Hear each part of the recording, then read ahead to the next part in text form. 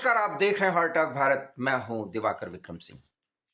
आज हमारे साथ जवाहरलाल नेहरू यूनिवर्सिटी के एक सुधी प्रोफेसर हमारे साथ जुड़ रहे हैं जो अंतर्राष्ट्रीय मामलों के विशेषज्ञ हैं और उसी से संबद्ध हैं और उसी शिक्षा को ये बच्चों को भी देते हैं जो जा करके जियोपॉलिटिकल सिनेरियो को समझते हुए देश की सेवा करें और उसके पथ प्रदर्शक हैं और आज हार्ट टॉक भारत के मंच पर एक बार जुड़ रहे हैं। जियोपॉलिटिकल सिनेरियो की जब बात होती है तो डोनाल्ड ट्रंप लगता है कि एक ध्रुवीय विश्व व्यवस्था बनाने के लिए पूरे वर्ल्ड ऑर्डर को भी इस तरीके से अलट पलट दे रहे हैं, इस तरह से बदलने की कोशिश कर रहे हैं कि कुछ भी नहीं क्लियर हो रहा है कि वास्तव में विश्व किस तरफ जा रहा है। दुनिया में शांति हो, दुनिया में प्रॉस्पेरिटी बढ़े, अमीर देश अमीर रहें, गरीब देश भी उनकी श्रेणी में पहुंचे। लेकिन डोनाल्ड ट्रंप तो कहते हैं जो हम चाहेंगे वो करेंगे। यहां तक कि संयुक्त राष्ट्र संघ की भूमिका भी कहीं ना कहीं निष्प्रभावी दिख रही है। इस वर्ल्ड ऑर्डर में भारत जैसे कुछ देश हैं जो पूरी पूरी दुनिया को अपने सिद्धांतों के माध्यम से व्यवहार को भी समझाने की कोशिश कर रहे हैं। गणतंत्र के इस पर्व पर जिस तरीके से प्रोफेसर रवि शुक्ला सर आज बातचीत करने जा रहे हैं और जो कुछ भी बताने जा रहे हैं उसके मायने और मतलब समझिए। प्रश्न में मेरा बहुत छोटा रहेगा और उनके एनालिसिस को आप सुनने का प्रयास करिएगा। कुछ स्थिति ऐसी है कि अमेरिका भी कहता है कि हम टैरिफ कम करने जा रहे हैं, दूसरी तरफ पूरे यूरोप को वो पाठ पढ़ा रहा है कि जैसा हम कहें वैसा करो, और उधर यूरोपीय यूनियन उस खतरे को भांप करके भारत के साथ फ्री ट्रेड एग्रीमेंट पर जा रहा है। उधर रूस, ब्राजील, चीन और भारत ब्रिक्स के मंच को इतना मजबूत कर देना चाहते हैं कि वैकल्पिक विश्व व्यवस्था अस्तित्व में आ जाए, वजूद में आ जाए। पहला सवाल यही करते हैं कि दुनिया किस तरफ जाती हुई दिख रही है। गणतंत्र के इस अवसर पर भारत के परिप्रेक्ष्य में अगर विश्लेषण की शुरुआत की जाए तो क्या कुछ कहना चाहेंगे? नमस्कार। हार्ट टॉक के आपके सभी सुधीर श्रोताओं को मेरा नमस्कार। दिवाकर जी, धन्यवाद। आपने एक बहुत ही महत्वपूर्ण विषय पर ये सत्र रखा, ये चर्चा रखी। महत्वपूर्ण इसलिए कि इस विषय को हमें तीन भागों में देखना होगा। एक तो जो वैश्विक राजनीति का एक जो थियोरेटिकल फ्रेमवर्क बदल रहा है, जो सैद्धांतिक ढांचा बदलता दिख रहा है। दूसरा इसका पक्ष ये हो सकता है जो राष्ट्र राज्य है, नेशन स्टेट है, जिन्हें प्राइमरी एक्टर माना जाता है इंटरनेशनल रिलेशंस में, उनकी भूमिका और उनकी सोच में बदलाव आ रहा है।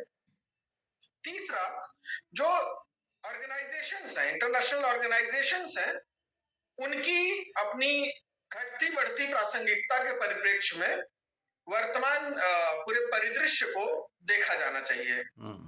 तो शुरू करने के लिए अगर हम देखें तो कोर शिफ्ट जो है उसे हमें समझना पड़ेगा, क्योंकि पिछली शताब्दी का जो रूल बेस्ड ऑर्डर एक बनाने की कोशिश हुई थी इंटरनेशनल रिलेशंस में कि कुछ मूलभूत नियम बने, खासतौर से द्वितीय विश्व युद्ध के बाद जिस तरह से यूनाइटेड नेशंस ऑर्गेनाइजेशन बनाया जाता है, यूएन चार्टर बनता है और सब्सिक्वेंटली तमाम तरह के चार्टर इंक्लूडिंग ह्यूमन राइट्स आते हैं, जिससे युद्ध रुके, विनाश रुके और सभी राष्ट्रों को एक समान रूप से अवसर मिल सके अंतरराष्ट्रीय मंचों पर, सभी की संप्रभुता सुरक्षित रहे। तो जो एक ट्रांजैक्शनलिज्म था, इकोनॉमिक नेशनलिज्म और हाइब्रिड कॉन्फ्लिक्ट, ये तीन चीज हमारी इस शताब्दी में उभरती हुई दिख रही हैं। जी। अब ट्रांजैक्शनलिज्म को अगर हम समझें तो ये कहीं न कहीं से जो ट्रांस नेशनलिज्म आ रहा है, एक तो उसमें ट्रांसनेशनल ऑर्गेनाइजेशंस है जो कहीं न कहीं से राष्ट्र राज्य की सीमाओं को अप्रासंगिक कर देना चाहती हैं। सीमाएं मिटे भले ना अप्रासंगिक हो जाएं। जैसे अब इससे मल्टीनेशनल कॉर्पोरेशंस की भूमिका बढ़ गई है, इंटरनेशनल एनजीओज की भूमिका बढ़ गई है और धार्मिक सांस्कृतिक सोशल कल्चरल ऑर्गेनाइजेशंस की भूमिका बहुत बढ़ती हुई दिख रही है। खास तौर पे आप क्रिश्चियन वर्ल्ड और इस्लामिक वर्ल्ड का देखें तो एक ट्रांस नेशनलिज्म हमें दिख रहा है उनमें। दूसरी चीज, जो पॉलिटिकल नेशनलिज्म था द्वितीय विश्व युद्ध तक, जो भूमि की आकांक्षा थी राष्ट्रों की, वो अब आर्थिक आकांक्षा में बदल गई है। खास तौर पे द्वितीय जब कोल्ड वॉर का समाप्ति होती है 1991 में, और एक नया वैश्विक व्यवस्था जिसे हम न्यू वर्ल्ड ऑर्डर कहते हैं वो इमर्ज होता है। और तीसरी चीज, जब 21वीं शताब्दी हम देखते हैं कि कॉन्फ्लिक्ट जो है वो हाइब्रिड मोड में है। अब ये हाइब्रिड कई चीजों, कई एलिमेंट्स का एक कंपोजिशन है, सिर्फ एक दो चीजों का ही नहीं। प्राथमिक रूप से समझे तो राजनीतिक कॉन्फ्लिक्ट बढ़े बने रहे, वो कहीं समाप्त नहीं हुए, लेकिन वो कॉन्फ्लिक्ट सीधे युद्धों में नहीं परिवर्तित हो रहे हैं। वो कॉन्फ्लिक्ट, वो युद्ध जो कोल्ड वॉर के समय पे एक अप्रत्यक्ष वॉर चल रहा था, लेकिन कहीं न कहीं सो सीधे संघर्ष में भी बदलता दिख रहा था और वैचारिक विभाजन में भी दिख रहा था, आइडियोलॉजिकल डिवीजन में भी दिख रहा था, वो अब नहीं है। अब के जो हाइब्रिड कॉन्फ्लिक्ट्स है वो ट्रांस आइडियोलॉजी है, वो विचारधारा को पार कर गए हैं। क्योंकि जो फ्रांसिस फुकुयामा ने कह दिया एंड ऑफ हिस्ट्री, तो एंड ऑफ हिस्ट्री का मतलब यही थी कि भाई अब जो कम्युनिज्म है उसकी रेलेवेंस खत्म हो गई और अब जो लिबरल कैपिटलिज्म है वो एक विजेता विचारधारा के रूप में विश्व में शासन करेगी। उसी समय सैमुअल हंटिंगटन को भी हमें देखना चाहिए जब वो clash of civilisation and remaking of world और हिस्ट्री की बात करता है, कि आगे जो क्लैशेस होंगे वो सिविलाइजेशनल क्लैशेस होंगे। और आज लगभग 30 वर्षों के बाद हम देखते हैं ये बातें सत्य होती दिख रही है। एक तरफ तो लिबरल कैपिटलिज्म जो है उसने अपने आप को हर जगह प्रभावी साबित करने के लिए छोटे राष्ट्रों के हितों को अनदेखा करना शुरू कर दिया है। जो आपने कहा ना कि डिवाइड जो बढ़ रहा है, तो डिवाइड राष्ट्रों के बीच में बढ़ाने के लिए ये जो ट्रांसनेशनल एक्टर्स हैं इनकी भूमिका बहुत प्रभावी हो गई है। अब इन एक्टर्स को हम जब देखते हैं तो 3-4 प्रभावी एक्टर हमें दिखते हैं जिन्हें हम नॉन स्टेट एक्टर्स कहते हैं, जिनका रोल अचानक बढ़ता जा रहा है 21वीं शताब्दी में। सबसे पहला उसमें मल्टीनेशनल कॉर्पोरेशंस की भूमिका है, जो आज वैश्विक राजनीति और जिन जिन देशों में है वहां की डोमेस्टिक पॉलिटिक्स को प्रभावित कर रहे हैं, इंक्लूडिंग इलेक्टोरल पॉलिटिक्स। दूसरे हैं जो एनजीओज हैं। आज एनजीओ पॉलिटिक्स एक बहुत रूटेड पॉलिटिक्स होती जा रही है विश्व राजनीति में, कि किसी देश में अगर अव्यवस्था फैलानी है, वहां की सरकार गिरानी है, या किसी राष्ट्र की राजनीति को कमजोर करना है, या वहां अपना आधिपत्य जमाना है, तब सीधे वार ना करके वहां एक पहले से ही एक परिस्थिति पैदा करिए। तो कुछ एनजीओ, कुछ ट्रस्ट, कभी कभी तो बैंड ऑर्गेनाइजेशन, जैसे आप देखें बांग्लादेश में जो हुआ, बैंड टेररिस्ट ऑर्गेनाइजेशन जो लगभग 16 देशों में है, उनको रिकॉग्निशन मिलने लगा, वो आज एक बड़ी पार्टी बांग्लादेश में बन गए। पाकिस्तान में यही हुआ, यही वेनेजुएला में हुआ। तो अब पहले से ही एनजीओ, ट्रस्ट, कल्चरल ऑर्गेनाइजेशंस को आज जो विश्व में इंटेलिजेंस फोर्सेस हैं, चाहे वो सीआईए हो, केजीबी हो, या हर देश की फोर्सेस वही कोशिश करें, पहले परिस्थिति पैदा करिए, जमीन तैयार करिए विद्रोह की, तब वहां अचानक से विद्रोह हो। क्योंकि विद्रोह का पैटर्न जो दिख रहा है ना, पहले तो होता था कि 2-4 साल, 2-4 महीने लगते थे, लेकिन अब 2-4 घंटे में चीजें है कि पूरी जनता सड़क पर, शासन बदल गया। तो ये एक हाइब्रिड कॉन्फ्लिक्ट का एक नया पैटर्न उभर के आया है। इसी में आतंकवादी संगठन है, इसी में नार्को ट्रेड है जिसका सहारा लिया जा रहा है, और अब ये जो एनजीओज है, सो कॉल्ड एनजीओज है, इनको नार्को ट्रेड से कहीं न कहीं कॉन्फ्लिक्ट जोड़ के इनकी फंडिंग का जरिया बनाया जा रहा है। अब चूंकि इन बातों को कागज पर सिद्ध करना इतना आसान नहीं, लेकिन जो एक एम्बेडेड पॉलिटिक्स चलती है, बैकडोर पॉलिटिक्स चलती है इंटरनेशनल सिनेरियो में, उसमें ये चीजें बहुत नोन होती हैं कि कौन सा देश किस देश के खिलाफ क्या करवाना चाहता है। तो ये हमें समझना होगा कि विश्व में कोर शिफ्ट एक हुआ है, जिसे हम इकोनॉमिक नेशनलिज्म का शिफ्ट कह सकते हैं, जहां मेजर पावर है अब वो एफिशिएंसी को प्रायोरिटाइज नहीं कर रहे हैं, अब वो प्रायोरिटाइज कर रहे हैं अपने रेजिलियंस को।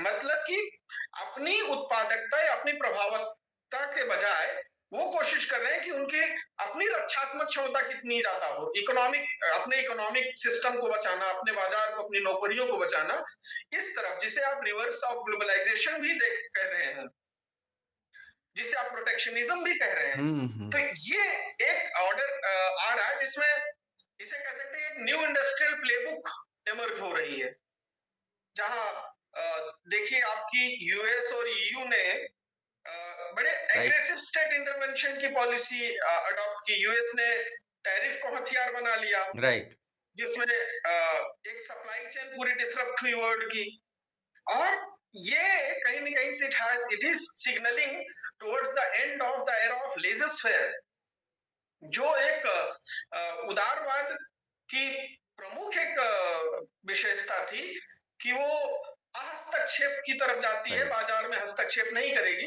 लेकिन कहीं न कहीं से फिर से उसकी तरफ दुनिया बढ़ रही है कि बाजारों में हस्तक्षेप आज ग्लोबल पावर करना चाहते हैं अपने खुद के इंटरेस्ट को बढ़ाने के लिए।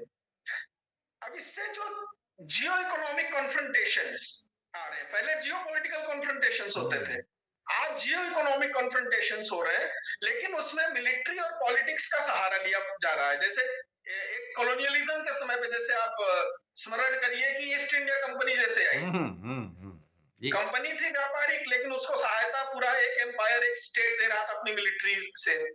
तो वो पैटर्न आ रहा है। यहाँ देख लीजिए बांग्लादेश में जब उन्होंने सेंट मार्टिन आइलैंड नहीं दिया, तो बांग्लादेश का क्या हाल हुआ कि यूएस का बेस वहां नहीं बनने पाया। चाइना दूसरी तरफ, जो भारत पर हम आएंगे बाद में, लेकिन चाइना आज एक ग्लोबल पावर बन गया है। तो अमेरिकन राजनीति का जो पूरा उद्देश्य हो गया है वो चाइना के बढ़ते जो आर्थिक साम्राज्यवाद है उसको रोकना। उसको रोकना कहीं से इसलिए नहीं कि उन देशों के हित में हो जिन पर जहां चाइना पहुंच रहा है, बल्कि उसका जो नियंत्रण वहां के रिसोर्सेस पर, वहां की अर्थव्यवस्था पर, उसकी कंपनियों का नियंत्रण घट रहा है।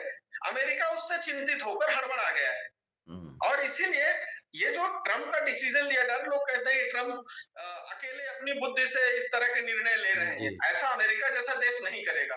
बिल्कुल, वो एक कोई भी प्रोजेक्ट लगाता है, 20 वर्ष पहले सीआईए वहां एक टीम खड़ी कर देती है, तब 20 वर्ष बाद वहां एक्शन होता है। तो ये सब वेल प्लान्ड चीजें हैं अमेरिका की। हाँ, कवर फायर ट्रंप दे रहे हैं।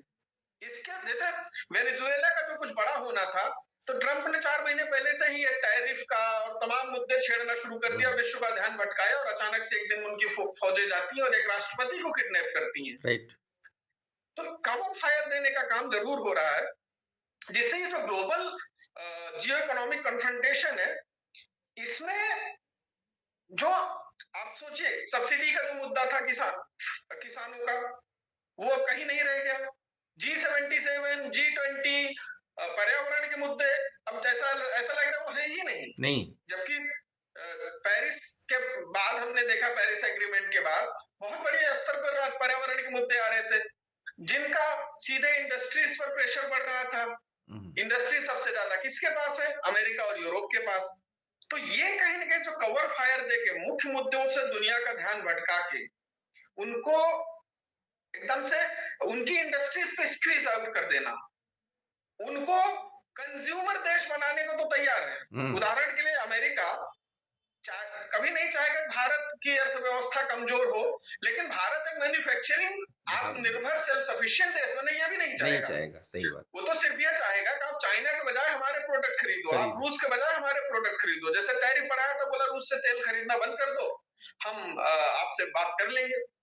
तो ये एक नया पैटर्न आ रहा है, जो ऑफ कोर्स अमेरिका लीड कर रहा है, जिसे इससे ग्लोबल साउथ जिसे कहा जाता है। समझिए कि पहले तो ये था कि अमेरिका यूरोप एक जैसे देखे जाते थे।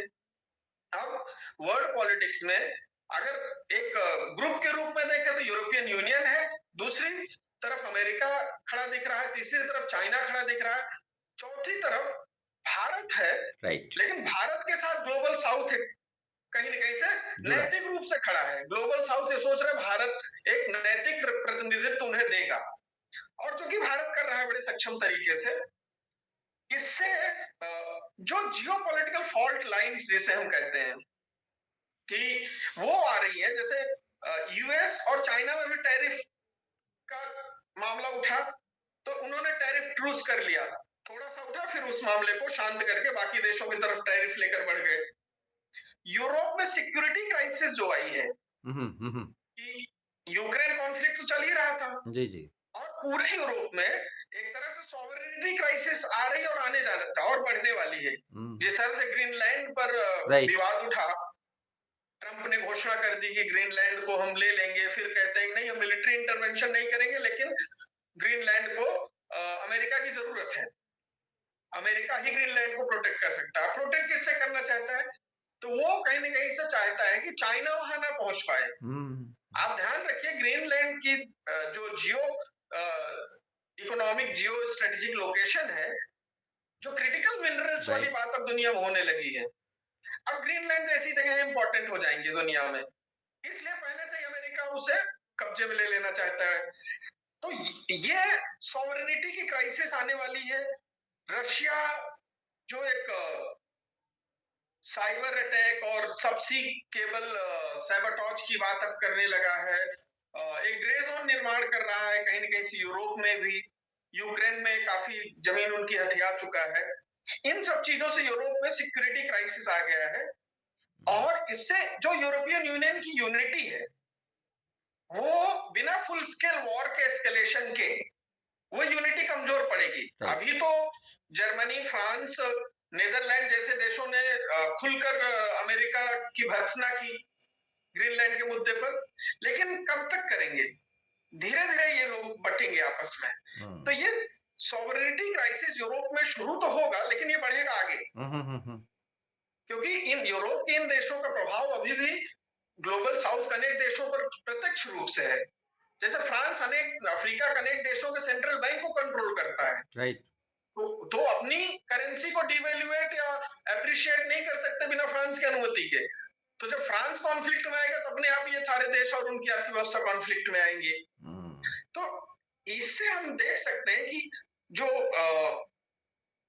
इमर्जिंग मार्केट है और इमर्जिंग पॉलिटिक्स है, ये दोनों साथ में एक ऐसा इंफ्रास्ट्रक्चर खड़ा कर रही है जो वेस्टर्न मॉडल को चैलेंज करते हुए बैलेंस ऑफ पावर का जो शिफ्ट है, वो कहीं न कहीं से चाइना, रशिया और ग्लोबल साउथ की तरफ ले जाएगा। ग्लोबल साउथ हालांकि पॉलिटिकली, मिलिटरीली इतना स्ट्रांग नहीं रहेगा, वो एक अभी भी मोरल एथिकल पावर की तरह ही देखा जा रहा है। तो ये कुछ टेक अवेज है जो हमें लगता है कि शुरुआत के लिए विश्व राजनीति को सैद्धांतिक रूप से समझने के लिए देखना चाहिए, क्योंकि इन्हीं का रिपरकशन अब हम आगे देखेंगे। मैं आपसे इसमें एक सवाल जोड़ना चाहूंगा, क्योंकि पूरे विश्व की वास्तविक व्यवस्था को आपने खोल के रख दिया। ऐसी स्थिति में गणतंत्र के 77वें पड़ाव पर भारत जो रास्ता नापने जा रहा है, जो तय करने जा रहा है, वो इन्हीं परिस्थितियों में अपने को एसिमिलेट करते हुए, अपने सिद्धांतों के साथ बिना समझौता किए हुए व्यवहारिक राजनीति में ऐसी बातें करे, ऐसे कदम बढ़ाए जिससे वो रेलेवेंट बना रहे और अपना लक्ष्य हासिल कर ले जाए। बहुत बढ़िया प्रश्न है ये।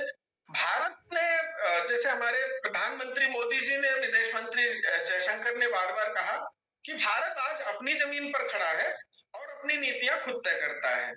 ये कहीं ना कहीं बहुत बड़ा शिफ्ट था हमारे उस नॉन अलाइनमेंट मूवमेंट वाली सोच में, और कहीं ना कहीं जो फेंस सीटर कहे जाते थे कि हम दीवार पर बैठे हैं, इस तरफ कूदेंगे या उस तरफ, वो परिस्थिति तय करेगी। नहीं, आज हमने तय कर लिया हम अपनी जमीन पर खड़े रहेंगे और वहीं से हम तय करेंगे। इसलिए देखिए, ये जो फ्रेगमेंटेड वर्ड आ रहा है, इसमें भारत ने अपने आप को एक ब्रिज पावर के रूप में लाया है, एक सेतु का काम कर रहा है भारत।